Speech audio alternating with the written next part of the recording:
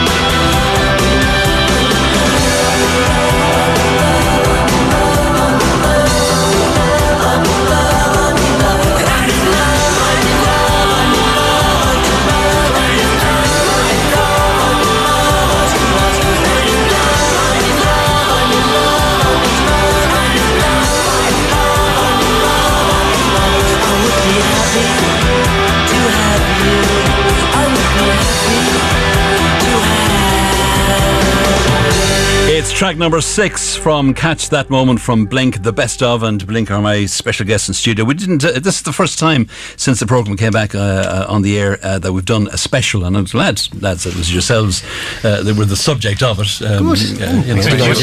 So you're stuck with it whether you like it or not. You sound really angry on that song. I always thought. Yeah, it's not my fault. Screamed my brains out on that song. But even lyrically, it's quite. Yeah. I forget what that song's about. Oh no, I remember what that song's about. Got totally. It's because the whole song is it's all in the Sheriff Brady and the fourth. That song is about taking a job. Nobody would understand. You wouldn't get this from listening to it. That song is about taking a job and surrendering your ambitions and your dreams. That's what that song is about. It was because at the time that we did all that stuff, I had been selling stationery and office equipment. I'm good at it too, and great stories. You should do a special with me, Roddy, actually. Stationery. Headed notepaper. Yeah, it's shocking. Like we'd be around touring places and we'd walk past the stationery shop and we'd have to go, you just have to write off an hour of your life. Check this out, Pritt Stick on this new thing. I'm like, oh, seriously, Dermot. In fairness, I think I was one of the first people to sell Pritt Sticks. But that song actually was about everybody told me. My boss, I started working when I was 16, right? And this guy I worked for, it wasn't a nice fella, but he brought me out to lunch one day when I was 20, okay? 20 years of age, okay? And he sits me down and gives me a... Yeah, I just knew there was something coming, you know. And he goes, right, this music lark, you know, so is it out of your system yet? I was like, what? And his whole buzz was, because I was very good at selling stationery, I'd always hit me targets and increase new targets. I just loved it. But I obviously wanted to be in a band more, and every penny I got I spent on strings. But anyway, this whole thing became a real issue. So later on, somebody else I knew actually did the thing. I started to disrespect people who didn't follow their dreams in a kind of overly arrogant kind of way, in fairness. But that song is about people who just jack it in long before they should. And that's the Sheriff Brady and a 4-foot lady, happy with a little baby. And it's I just wrote it at the time. I was in a bad mood, but I love singing that song because I get the screaming brains out, and I'm physically able to do it still, which is a bonus. When we we did that on, I think it was on the Late Late Show, and Barry's local parish priest, who didn't really realise that Barry was one of his parishioners, actually his sermon that Sunday was about, I saw this fella on the Late Late Show last Friday. I was reading about that, yeah, and actually he had it written out on the pamphlet and the picture of Dermot, and it was like singing "It's Not My Fault." Well, everything is, you know, you can't just say it's not my fault. Yeah. Didn't you have another priest had a go at you as well over Is God Really Groovy? That was the same one, because he had the title of the thing was "Is Blink Really Groovy?" And either he was a really cool priest, or that was an accident that happened. But "Is Blink Really Groovy?" and a hand-drawn picture of me. That's right. Great. Slightly worrying. Shouting my head off. But the real thing about that was that one that was played on RTE. Whatever happened, there was a bit of an accident in the sound reproduction in RTE that night, and the song was basically bass, drums, and me screaming my head off. But the bass was cut out, so it was just drums and me screaming my head off. And it wasn't awful. It wasn't one of our. The priest was right. There's a text in that says, Blink, great band, but back in the day they stole our drummer. Best wishes for the upcoming gig. Please say hello to your biggest fan, Noel Brady. Noel Brady. Yeah. You know, what's that? Still your drummer? Barry was in the back to base. So hello to all the Bradys. You can have him back now. He's done his reward. Are you looking forward to the gig, guys? I mean, is it something that you know? Yeah. First of all, how? Okay, it's the 20th anniversary of the release of A Map of the Universe, but the gig itself, and just, I won't say reunion, that's not the right word, but just doing what you're doing now, was it something that you that was a spur of the moment, or had you been working up towards it? Threatening to this. Yeah, I think it was on the cards, and like we probably should have started rehearsing more than a couple of weeks ago. Anyway, but you seem to be a kind of band who do things on the spur of the moment anyway, so probably will work from that point of view. Well, you know, you'd like to think, wouldn't you? No, but just playing the songs again is just like really refreshing and enjoyable. Like, you know, and you know, there's no pressure on us to go out and tour or do more gigs. It is just kind of playing the songs and learning how to play them again, and then doing a show like at the end of it, like, you know. So we'll have to do more, basically. It is enjoyable though, you know, and even kind of back in the day, sometimes you'd find yourself, you'd be arguing your corner, you know, really strongly, and there was always an air of aggression in the room when you were and you were always rehearsing to write a song or we're going on tour, whereas this defending time around, your guitar chord, or defending, you know, and whereas now it's like, I don't really like that. I was like, oh, okay. Are you more chilled about the whole thing now nowadays? Yeah, with the benefit of hindsight, I suppose. Yeah, but you've been there, you've done it, you've travelled an awful lot with. I mean, Blink gave you a good life for a long time. Is that fair? It gave us an interesting life. Well, our thing interesting, is, yes. we everything happened. What we say is best holiday ever. Yeah, that's just because you know we done things like I never would have done any of the stuff. Never would have been to places in America or England or France, or if it hadn't been for the band. I mean, I would have just went on some sort of holidays, I'm sure, somewhere. But like we got really just like we went to Niagara Falls 3 times from both sides. You know, old hat at this stage. There's Niagara Falls again. Again. Would you change anything? One time that was kind of interesting. Oh no, you see, that's where we were at. The lads all went to see Niagara Falls, and I stayed in the hotel room because I was bored, and I watched Ace Ventura, Pet Detective 3 times. And you're alongside Niagara Falls, one of the great wonders. I know, yeah. Would you do it again? Is there anything you'd change?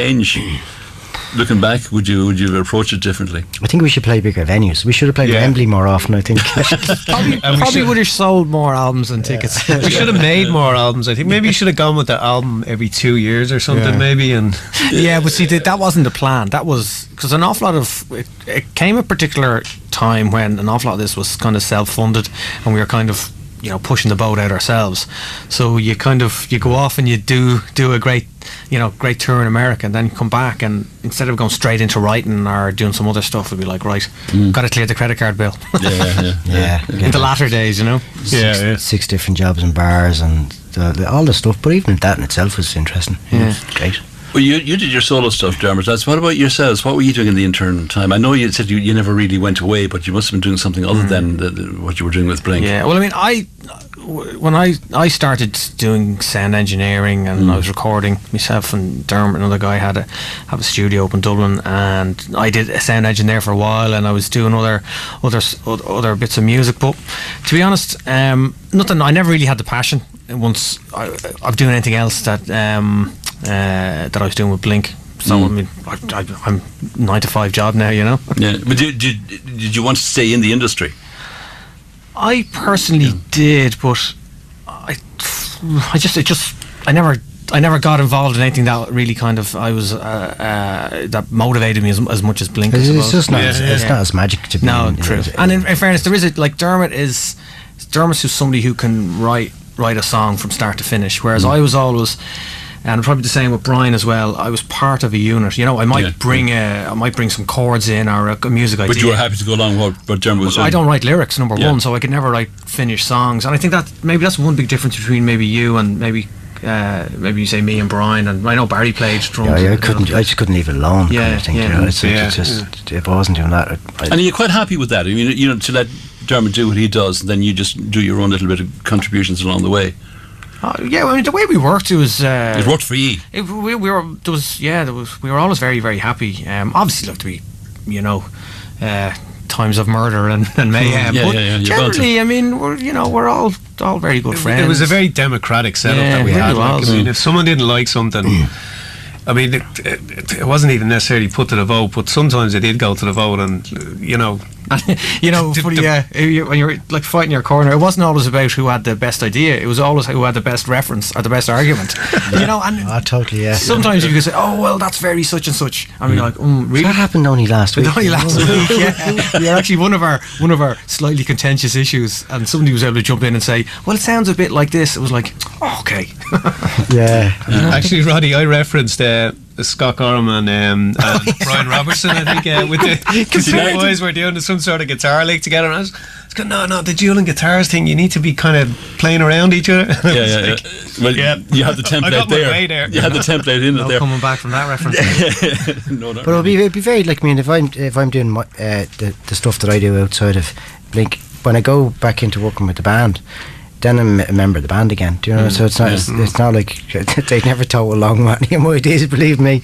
Yeah, so put up with me ideas more like. Is the Dermot Lambert solo music far removed from Dermot who writes Blink music? It's the exact same person. I thought there's the lyrical ideas and stuff, and how I would come up with ideas for songs and things like that is pretty much the same. As in, it would take me ages to figure out what I'm going to write about, and whereas, say, that album, the Tiny album, was a very personal album, but the fourth Blink album could have been a very personal. As a matter of fact, the third Blink album was a very personal album, But I know I'm planning on writing an album about Ireland, and I'm halfway through that, and that won't be. It'll be personal. I'm able to do stuff in that format that probably the lads wouldn't put up with, So I mean, very much so. I mean, I think once you introduce the other three of us into anything, it's going to change drastically. Yeah, I guess it is. It's a band situation. It is a band situation. Whereas Dermot can't maybe go down avenues that he would like to go down on his own. But Dermot, would you find it harder writing as a solo project as opposed to writing as a band project, if you follow me? Which is easier for you? Or is there a difference? Yeah, no, there's differences, like with the solo stuff, because I haven't got a band pushing me along. I'm less inclined to actually just do it, you know. But then when it comes to actually putting, there's 17 people played on Tiny. You know, like, Barry, in fairness, pushed me along, and my wife Clara pushed me along, and Clara ended up singing on, I think, all the album, actually, the entire album, and then there was my kids are on it, and my friend John McKinney played Bowron, and then we took that and resampled. I just brought people in. It's just, and then there's a guy called James Ahern, and I wanted to get some guitar bits, but I was sick of listening to the sound of my own stuff. So I said to James, "Can you come in and do that?" And he just, whatever first take he did, I took that, and things like that, you know. It took 2 years or something, like 3 years even, to kind of, because I wasn't sure I even wanted to do this. And then it was, when I came to release it, I was thinking, oh God, I'm going to get slagged now. But I suppose once you got going, you had to kind of see it through, I guess. Yeah. I was very surprised when it finally actually happened. Yeah, it did very well. I remember. I meant to bring it in maybe this evening and play a track from it, but there you go. Let's go back to the best of compilation and Catch That Moment and Fundamentally Lovable Creature. This is another one that you've remixed, remastered, just worked a little bit on. This is a remaster. We've got a guy called Darren O'Reilly who what Darren did was he got the bottom end to any music nerds out there, he basically split the bottom and the top, and the top is mastered stereo, and the bottom is mastered, the whole bottom end is mastered sort of mono. And this was a big mistake apparently that they made when they were remastering loads of the Beatles stuff, is that they mastered the Beatles stuff stereo on the bottom as well, but the whole Beatles catalogue was recorded mono. As it was, I'm not exactly 100% certain of my facts here, but basically once Darren explained all this to me, and then our stuff, we would have been very conscious always of bottom end, but Jesus, when he played me, especially this song, Fundamentally Lovable Creature, which, by the way, I think should be the first song on the live set. But yeah, can we have a fight about this one off air? But the bass in this song is just like, holy God, you know, and with the remastering of it, he captured it really well. Okay, let's have a listen.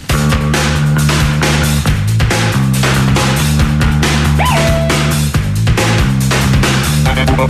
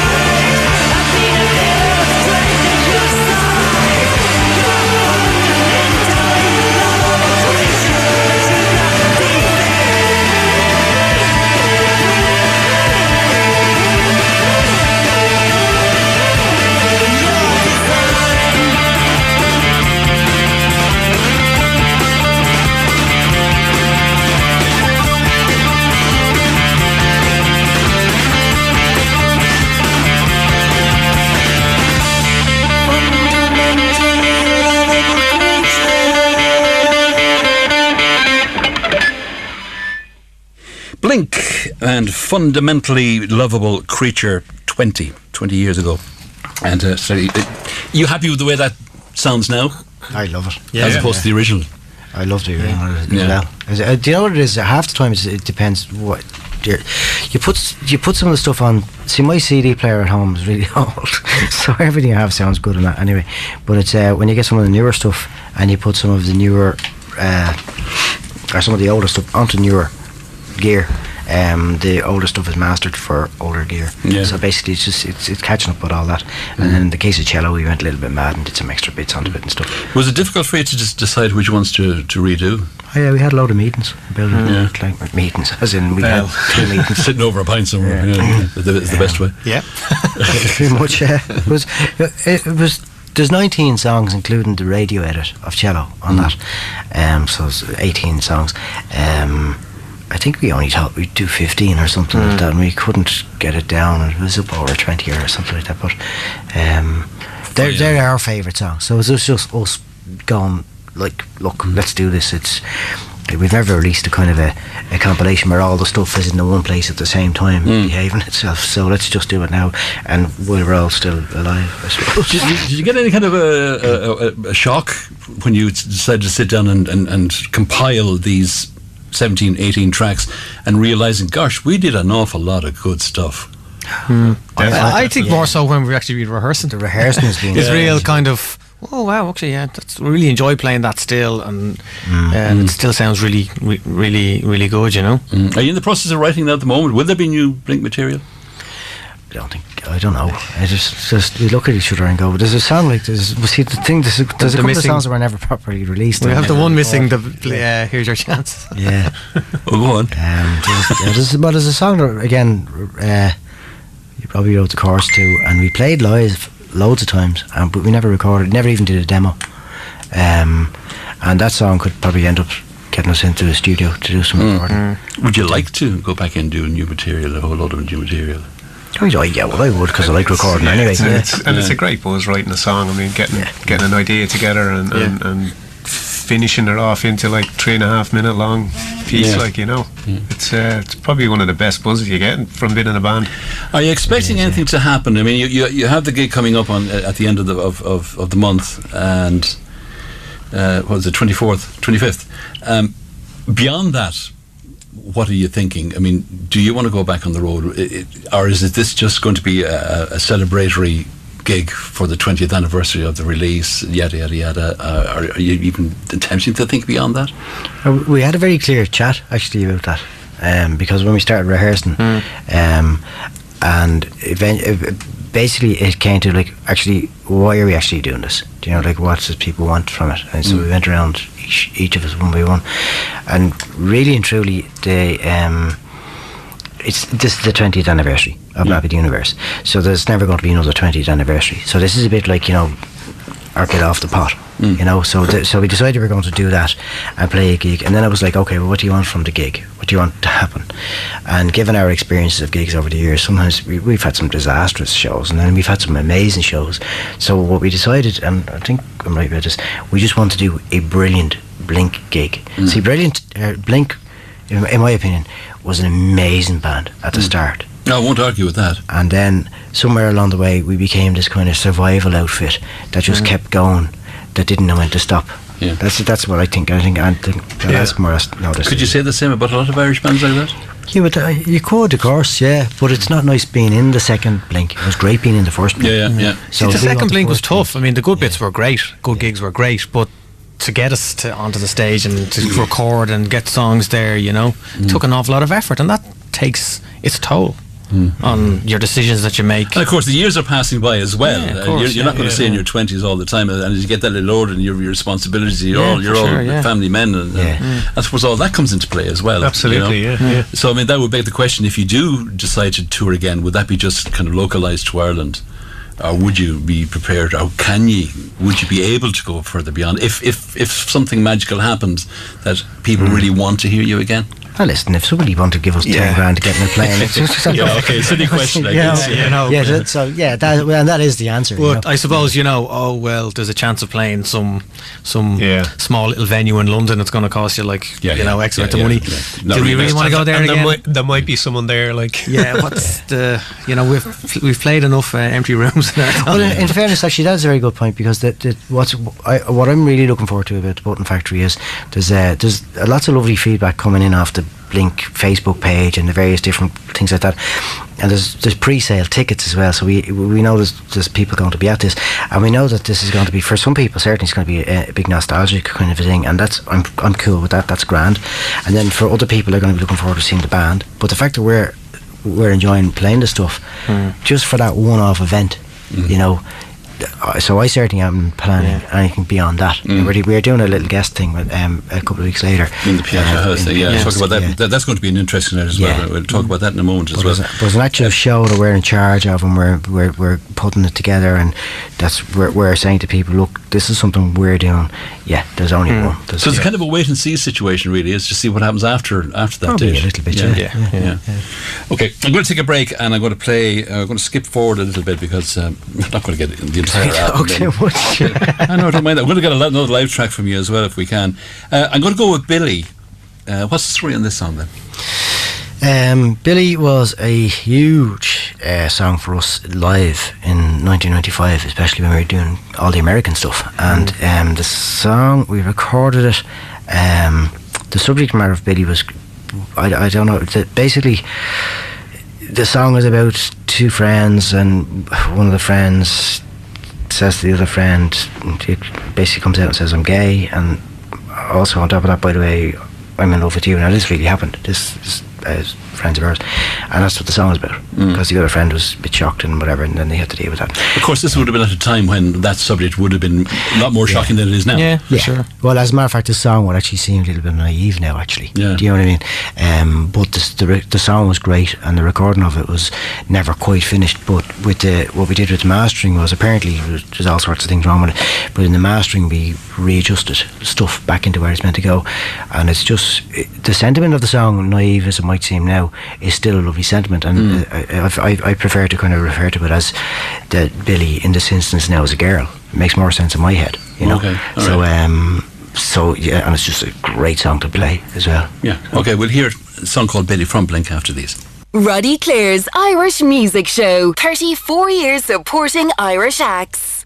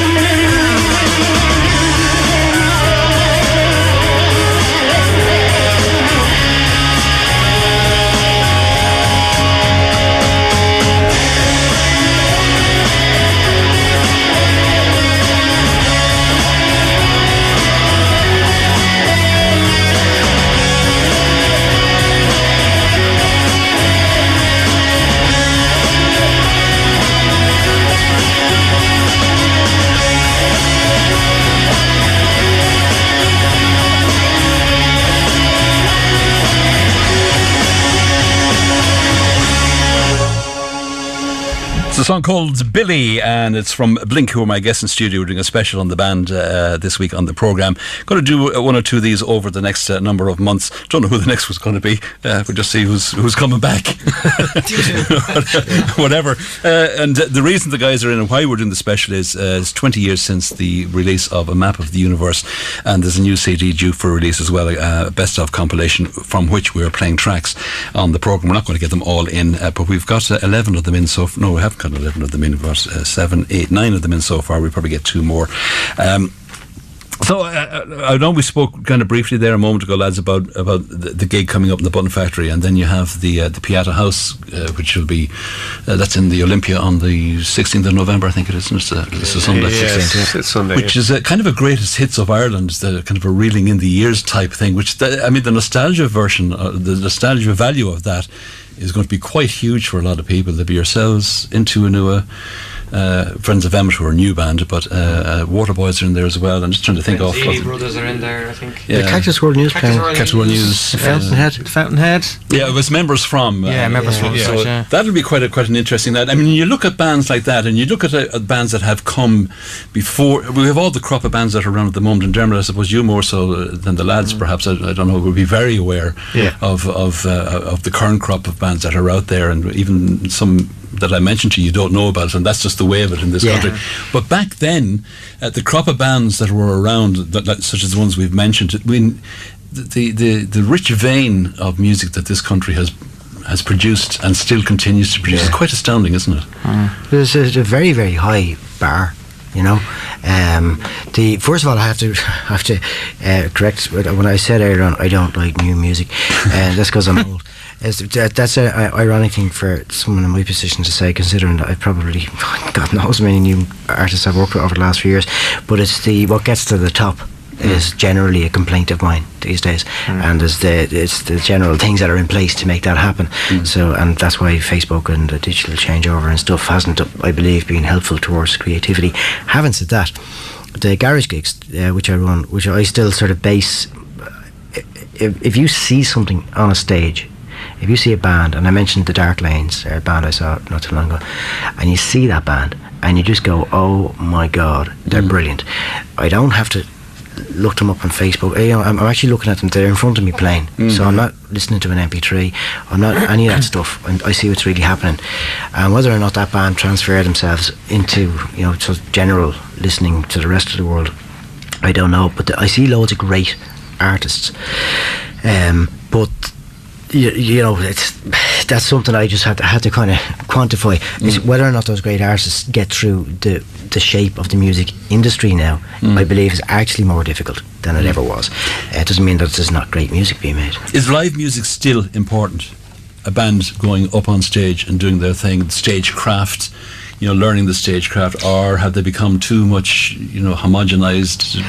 It is really important. What's happened though is that there's too much homogenization going on. That's what I mean. So a lot of bands who are probably there's a lot of laziness has become a massive new factor, whereas a lot of bands wouldn't be, you know, bothered in the old days having to go and do. Yeah, you didn't have the internet pretty much back in the 90s. I read bands now. I get bands ringing me. I mean, the recording studio that we run, and bands ringing me. Oh, listen, we want to do an album, and they want to spend 200 quid and do an album. It's like, seriously, lads, cop on. Yeah, you know, and there was. I get a bit annoyed sometimes. I did a good bit of engineering, and you did notice it with the advent of Pro Tools, you know, and it was like bands coming in, and sometimes they were like, "Oh, just fix it on Pro Tools," you know. Yeah, laziness again. At the start, you're going, "Yeah, I can fix it in Pro Tools," and then after a while, it's like, "No, play it." You know? I've often had the belief I'd rather hear a band live bad than recorded good, if you follow what I'm trying to say. I completely agree with that. Yeah, you know, I mean, and I always sometimes try to get people, my own kids, watch Live Aid. When you see somebody like Phil Collins and he hits a bum note every now and again, nobody bats an eyelid. Oh, no. Now you hit the bum note, people, oh, you're useless. It's so wrong. It's so wrong. I mean, Blink, when you started out, your ideals then, you would have come from that train of thought that, you know, you had to do your apprenticeship, you had to serve your time driving up and down the country. That doesn't really apply the same way anymore, does it? But it should. I know it should, but I don't think it does. The thing is, it doesn't, because of Facebook and because of people think like, why should I have to go to Kilkenny and do a radio interview? You could just do it by Skype. Yeah. That's, you know, like, it's okay if that's what you're. It's not how I am, and it's not. I don't think it's very respectful. And on top of that, if we were doing a gig in Kilkenny, you know, like if people in Kilkenny wanted to see us and there was enough of them, and we come and do a gig. Do you know what I mean? There's a. But surely that's still Yeah, but the thing is, it's simply not addressed anymore, and I can see this from just because in my area of work, it's just like the. Loads and loads of venues in Dublin city centre now, and they put bands on, and the venue owners don't care if the bands are good, bad and different. Now that's not necessarily a new thing, because the venue owners are just trying to sell drink, and that's fair enough, and that's a business, but they just lash them on. And then I run a thing where it's a bit more, the bands themselves have to be a little bit more ambitious, and I create kind of if you like, blockages to lazy bands, as in I'm all about helping bands who want to help themselves, but I'm not like St. Dermot, and like every like bunch of guys gets together and wants to be famous in 2 days' time. That's not my job. Back in the 80s, we used to have to stick up posters for gigs. Yourselves. Yeah. Out in the van in the middle of the night. And you know what? You know, at the risk of sounding like some other old codger saying, "Oh, this is the way it had to be," it is actually still the way it has to be. Like, you want people to know about your music, well, go and tell them. Or don't play it. But did I just tell them via Facebook now? Yeah, but no one's listening on Facebook. You know, people have to start copping onto this. Like 10,500 Facebook fans. No, you haven't. You know, you haven't. How many would actually watch that closely as well, as was another thing also. They don't, you know.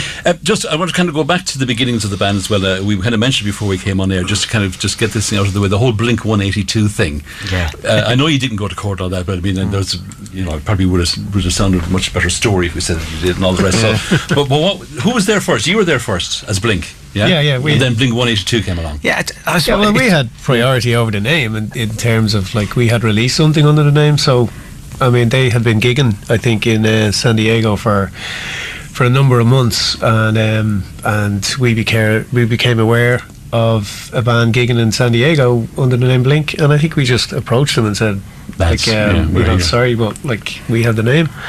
Yeah, it was all very kind of. It was. In fairness, actually, yeah. I mean, look, I think they had something released, and we had something released, and actually, I think.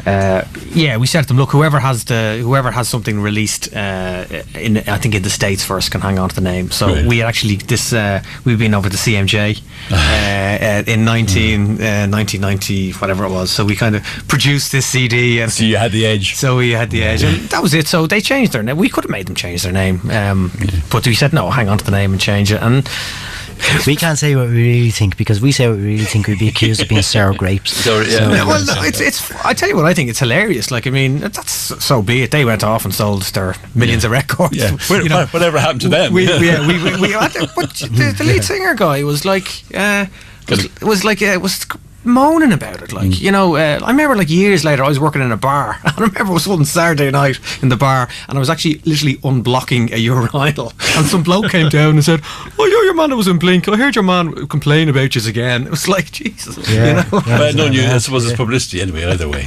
whatever you look at it, you know. But it's all done, dusted. It's forgotten about. No, you see, that for years. If you go on any of the Blink videos on YouTube, and you see these comments, and I swear, you get. After a while, you think you get thick-skinned, but then you read something. I was like, "Oh, you guys suck. Oh, you guys people know you because of Blink-182." I was like, "Oh, do you know what? If I actually used to like to meet all these people and punch them." Don't say it, I saw some of the comments already. They're a bit choice. But I mean, I do remember. I do remember one. We were doing a tour, actually, funny enough, with a band called Sam I Am, who actually Blink-182 had supported. They were actually a San Diego band as well. Like, you know, I remember Barry, actually, our drummer, used to wear a Blink-182 t-shirt and stuff. You know. Yeah. But I remember doing a couple of gigs, and literally there was these like bunch of kids at the start, you know, and they were literally standing at the start of the gig, you know, just giving us the fingers at the front of the stage, you know, with their Blink-182 t-shirts on. An awful lot of times I go, "Hey, you guys aren't bad." Show, you know? And they had to admit that then as well. Actually, I heard those guys Blink. They're actually quite good. I want to try and get two more in. We're running rapidly out of time. What have I got lined up? Number 15, which is Would You Kill for Love? We kind of spoke about this one a little bit earlier on as well. Here's Blink.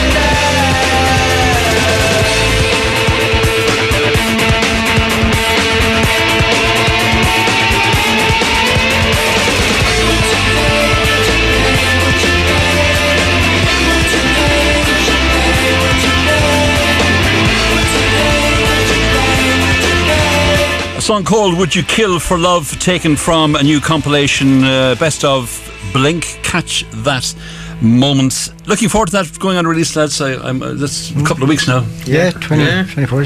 Yeah, 2 weeks. Yeah, Exira, as somebody used to say many years ago. We are at the end pretty much of the programme. We've got time for one more perhaps just to squeeze in. I just want it remains for me to say thanks to the three of you for first of all taking the time to travel down and having the chat for the last couple of hours. It's been interesting. I can't believe the 2 hours have flown past so fast, and look forward to seeing how that gig goes for you and whatever will happen in the time after that. It will be interesting to see. Will there even be at least a single? I think that there should be a single.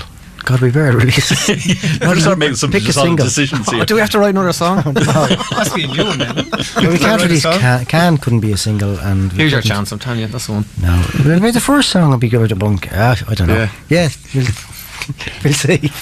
whatever pressure. turns out. 17 is what I'm lining up here.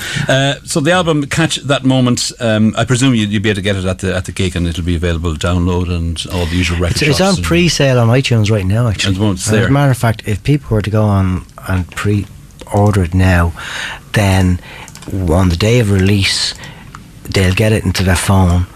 And if 500 million people could do this, it's been done. We get you too, would we? Yeah. It's been done, lads. You know.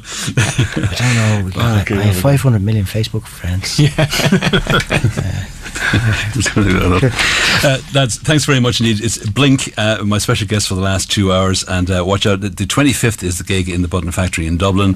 24th is the release of the album, and welcome back. Even though you've never been away. Yeah, it's great, and thanks for having us. It's a lovely idea, and it's great. Thank you very much. And Separation 20 we're going to finish, I'm calling it Separation 20 because this is another one of those songs that has been remastered. This is the band's collective favourite song. This is one where all four of us go, you know what, cello's deadly and all the rest of it, but this is privately, this is the first time on radio ever. Anywhere that this is like being played. It's 20 years old, so there you go, Roddy. Thanks. Another first. Yeah. There you go. Dermot, Brian, Robbie, thanks a million. Collectively known as Blink, and of course Barry, he may be listening in. Thanks very much for coming for the last 2 hours. Thank you.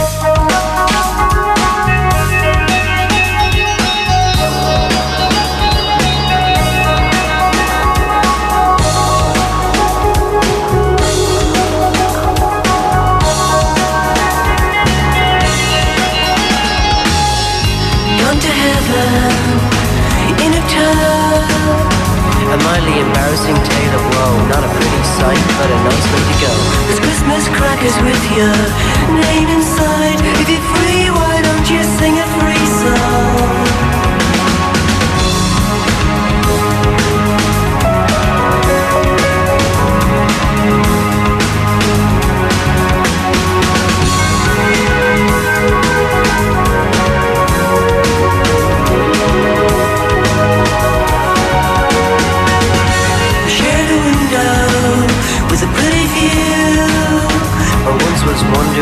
just colour, a blur to me, but maybe not to others.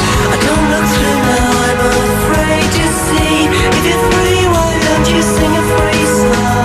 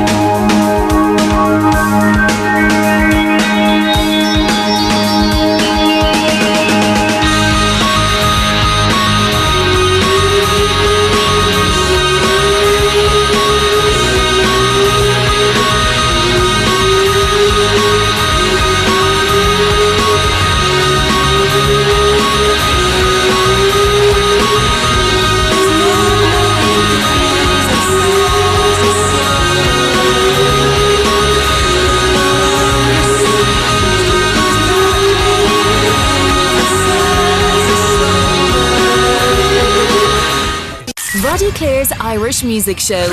Sunday nights from 7 to 10.